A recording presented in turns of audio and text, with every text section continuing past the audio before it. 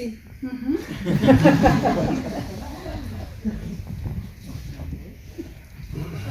J'ai des choses à vous dire. J'ai écrit. Je me suis dit, comment trouver des mots qui peuvent vous donner de l'espoir, qui peuvent nous donner de l'espoir. J'ai réfléchi beaucoup. Aujourd'hui, en France, on commémore les victimes des attentats de Paris. Mais tous les jours, il y a une autre commémoration des autres victimes. Et tous les jours, les crimes continuent. Et je pense que l'un n'est pas pire que l'autre. En France, c'est Chaudron militaire turc. Ce livre, je commence avec l'assassinat de mon ami arménienne.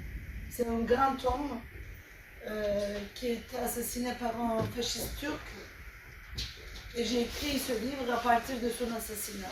Mais lui, il disait, quand il vivait, il disait que quand même les Turcs n'acceptent pas le génocide. C'est mieux. Ils ne disent pas oui, on a fait. Au moins, ils ont honte et ils ne le disent pas. Ils disaient comme ça, mais pour rigoler. Et maintenant, on ne veut pas cacher. Il n'y a même pas de négationnisme, on le fait. Parce qu'on est fort, on le fait. Il n'y a même pas d'hypocrisie. Et je pense beaucoup à Hannah Arendt. J'aime beaucoup, c'est ma copine. Donc dans mes livres, je parle beaucoup de elle. Elle réfléchit sur la banalité du mal, il y a longtemps. Et elle avait réfléchi sur la banalité du mal et elle avait dit qu'il y a quelques points qui sont importants qui banalisent le mal. Quand elle est allée dans le procès de Eichmann, vous connaissez, je pense, elle a dit qu'il y a, c'est pas un monstre, c'est un monstre banal. Il y a quelque chose, il y a indifférence à l'autrui, il y a le conformisme et l'absence de pensée. L'absence de pensée, ça ne veut pas dire qu'on est idiote. On fait des petites stratégies, etc. Mais l'absence, on ne pousse pas la pensée. On ne réfléchit pas.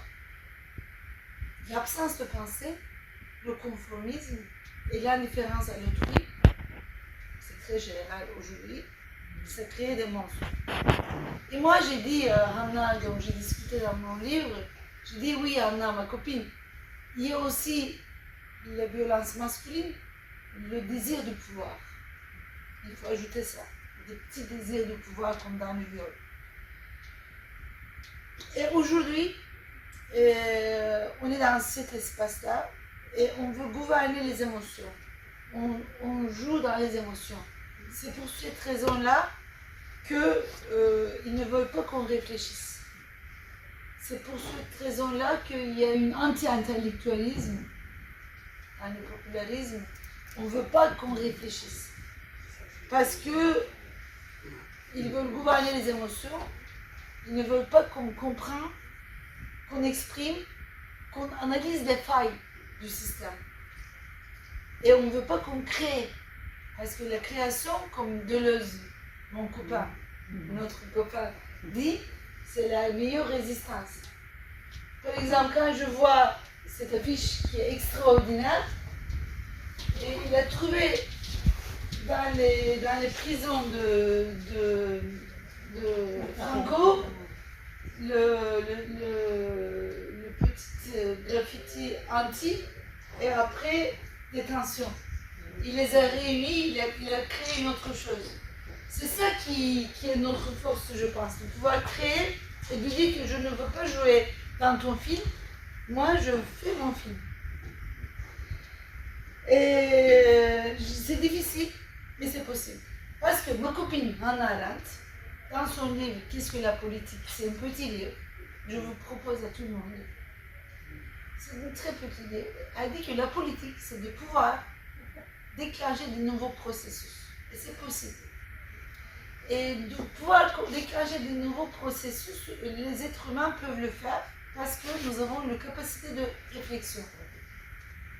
et nous pouvons vraiment analyser et trouver des failles et nous pouvons faire des miracles. Elle parle beaucoup de miracles. Moi, je suis une conteuse. J'écris des contes. Mais quand j'ai rencontré Anna, elle me parle de miracles scientifiques. On peut construire des miracles. Et j'ai appris aussi que mon grand-père, quand j'étais petite, il était communiste. Moi, je suis anarchiste, mais il était communiste.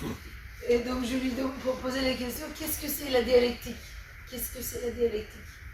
Il me disait que voilà, il m'a expliqué. Et après, il m'a amené dans le, comment on dit, où il y a le cuisinière. Cuisinière. Donc, il m'a mis un casserole, il a mis de l'eau. Il a ouvert le feu et il m'a dit attends. Donc il est devenu plus chaud. Il m'a dit mets ton main dedans. C'était pas trop chaud. Donc j'ai mis. Il m'a dit c'est combien? 40. Il m'a dit d'accord. Il a éteint le feu. Il m'a dit vas-y, te promène, etc. Dans 5 minutes on va revenir. Dans 5 minutes on est revenu. Il est rouvert. Il m'a dit mais avant de rouvrir, mets ton doigt, est-ce que c'est 40? J'ai dit non, c'est 20. Il m'a dit, oublie pas, il ne faut jamais éteindre le feu. Il faut que le feu continue. Et j'ai appris ça et c'est très très important. Il m'a dit que je suis très contente pour ce prix, mais je préférais que tu ne repasses une vie très dure pour avoir ce prix. Et je lui ai répondu, non, je suis très contente. Je ne suis pas contente de ce monde, mais je suis très contente de ma vie et je suis très contente de ce que vous m'offrez. Vraiment. Parce que je pense que notre rencontre, moi je suis sociologue et je suis beaucoup dans la sociologie relationnelle. Je sais que les relations peuvent créer des miracles. Et tout votre savoir de Catalogne, tout votre savoir qui vient de plein de résistance, plein de vous avez perdu, beaucoup perdu. Donc vous savez, vous n'êtes pas au pouvoir. Quand on est au pouvoir, on voit des choses, mais quand on est perdu, on voit d'autres choses. Avec cette connaissance et ma connaissance, quand on se rencontre, c'est comme la chimie. Vous voyez, c'est H2HO, ça devient l'eau. Donc, notre rencontre, ça crée une autre chose. Et je sens qu'aujourd'hui, il y a une miracle.